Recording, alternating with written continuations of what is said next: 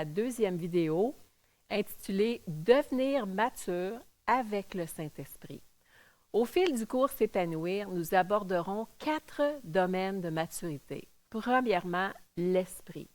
Nous dirigeons notre esprit. Notre relation avec Dieu est notre plus grande priorité, car c'est de cette relation que tout découle. Les pratiques spirituelles nous aident à maintenir cette relation. Lorsque nous ne nous dirigeons pas correctement dans cette sphère, nous devenons secs, critiques, égocentriques et découragés spirituellement. Ensuite, le domaine de la pensée. Nous dirigeons aussi nos pensées. En prenant la posture d'un apprenant, en nous mettant au défi dans notre développement et notre compréhension de Dieu et du monde qui nous entoure. Diriger nos pensées signifie également remettre en question les pensées toxiques qui nous maintiennent en esclavage. Ce qui, fait intéressant, est étroitement lié à nos émotions. Nous voici donc au troisième domaine, les émotions. Les émotions sont un domaine dans lequel la plupart des gens ont du mal à se diriger eux-mêmes. Nous sommes tous confrontés à différents moments de notre vie à des problèmes sous-jacents qui nous gâchent la vie, des choses qui nous ont façonnés et qui continuent à nous affecter négativement. Et cela se manifeste par des émotions. Mes émotions m'entraînent dans des situations folles et irrationnelles. Vous pourriez le demander à mon mari.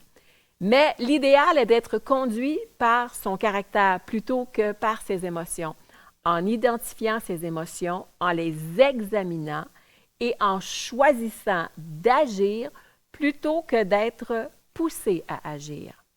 Finalement, le corps. Nous dirigeons également notre corps. Nous sommes des êtres incarnés, porteurs de l'image de Dieu, et nos corps sont une ressource qui, en définitive, glorifie Dieu. Lorsque nous n'en prenons pas soin, notre leadership en souffre. Pour vivre la vie que Dieu désire pour nous, nous devons être capables de garder la cadence. Nous sommes les seuls à pouvoir diriger nos corps. C'est vraiment intéressant de voir à quel point tout cela est interconnecté et la rapidité avec laquelle cela peut échapper à tout contrôle. Je vous partage l'exemple de Liane. Voici ce qu'elle partage. Elle est une femme très émotive. Cela lui permet d'être assez bonne dans ce qu'elle fait, mais cela peut aussi lui nuire. Elle peut être dans une situation qui la pousse à réagir d'une certaine manière et elle tombe tête première dans l'abîme de ses émotions, ce qui déclenchera un cycle de pensée toxique qui lui donne le sentiment d'être nulle et donc elle s'assoit sur le canapé et elle mange un sac de chips. Et c'est la dégringolade. Mais elle termine ainsi. Si je commence à me diriger dans un domaine, cela se répercute également dans les autres domaines. Se diriger soi-même ne signifie pas que nous avons atteint le but. Nous continuerons à grandir et à gagner en maturité tout au long de notre vie. Comme nous l'avons déjà dit, nous ne nous réparons pas nous-mêmes. Nous coopérons avec Dieu alors qu'il transforme nos vies et fait de nous les leaders, les personnes que nous pouvons devenir. En le faisant, nous nous plongeons dans ce que Dieu développe en nous. J'aime bien la citation de Dallas Willard. Il dit ceci: « La grâce n'est pas opposée à l'effort, elle est opposée au mérite. Le mérite est une attitude, l'effort est une action. » Nous avons tendance à compartimenter nos vies.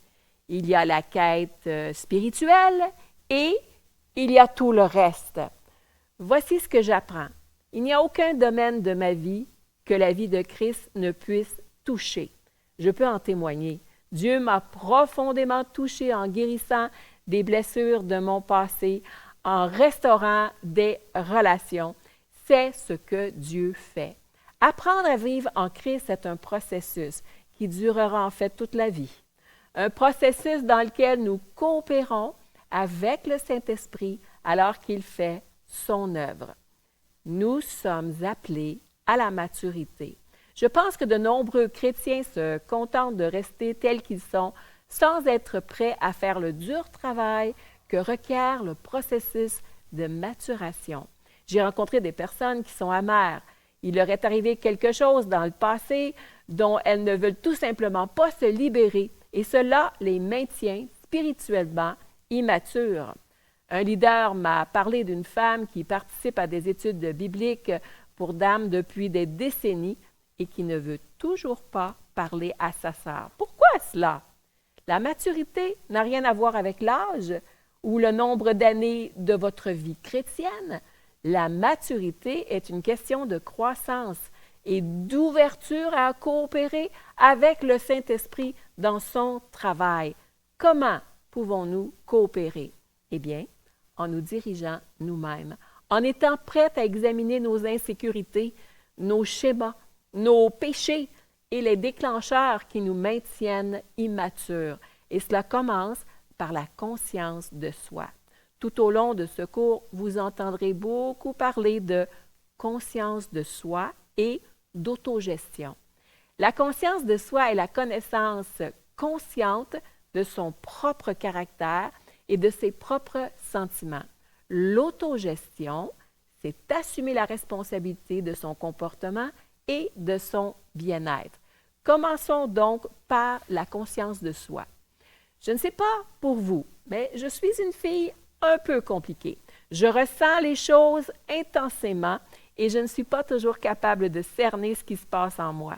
Parfois, ces sentiments intenses se répercutent sur les autres d'une manière assez horrible, généralement sur mes proches. Ce ne sont pas mes meilleurs moments. À nouveau, je vous donne l'exemple de Liane. Elle regarde une série sur Netflix et, tout à coup, elle se met à pleurer lorsqu'un personnage clé dans l'histoire meurt. Et elle se met à sangloter de manière incontrôlable. Elle perd les pédales. Elle savait qu'elle ne pleurait pas à cause de la mort de ce personnage, mais cette scène touchait un aspect de sa vie qui était relié à la maternité. C'était à propos de materner et d'être maternée, et la scène a déclenché quelque chose, une émotion. Ce moment était pour Liane une invitation à porter attention.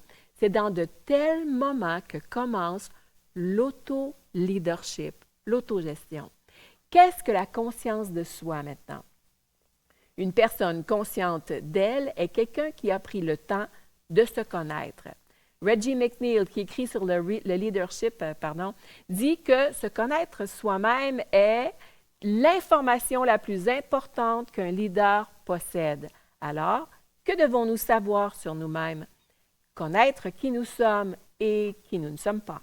Notre identité, nos forces et nos dons spirituels. C'est pourquoi nous avons écrit le cours Identité, car il aborde ce sujet de front. Nous devons également connaître les motifs qui nous poussent à faire ce que nous faisons, afin de pouvoir répondre à la question « Qu'est-ce qui me motive en ce moment? » Liane donne cet exemple. Il y a quelques années, elle est retournée à l'école et elle était dans le bureau du professeur. La conversation est allée vers des sujets qui étaient au-delà de ses connaissances. Elle n'avait aucune idée de quoi il parlait.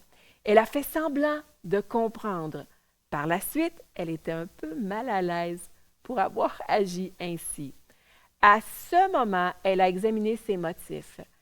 Elle ne voulait pas perdre la face. Elle voulait être perçue comme étant intelligente et cette manière d'agir était reliée à des insécurités. Nous vivons tous des situations qui activent des boutons qui nous font réagir de manière surprenante ou exagérée, comme lorsqu'elle regardait la série sur Netflix. Une personne consciente d'elle-même est capable de discerner ce qui se passe dans son monde intérieur. Dans le même ordre d'idées, il faut veiller sur soi, savoir ce qui vous fait tiquer et ce qui vous énerve. Vous savez, ces moments où vous êtes sur le point d'exploser.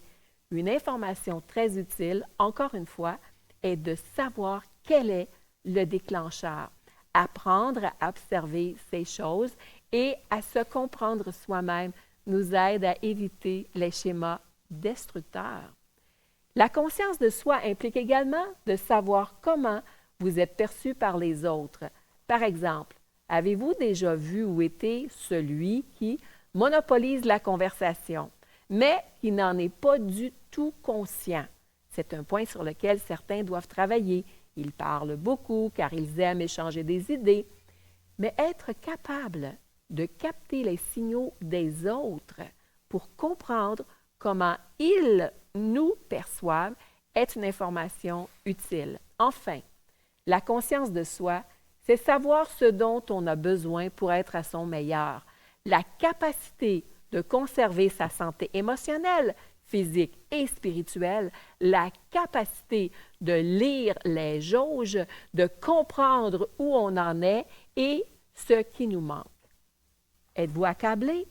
Non, ne le soyez pas. Dieu nous amène doucement à la maturité tout au long de notre vie. Rappelez-vous que dans le cours Identité, vous avez fait votre schéma chronologique. Vous avez déjà vu Dieu à l'œuvre dans votre vie. Nous ne faisons que continuer. Rappelez-vous que nous ne nous réparons pas nous-mêmes. Nous faisons tout cela par sa force. Nous devons simplement être disposés et répondre à ce que Dieu fait en nous. C'est lui qui nous transforme. C'est ce que nous ferons tout au long de ce cours. On se revoit dans la prochaine vidéo.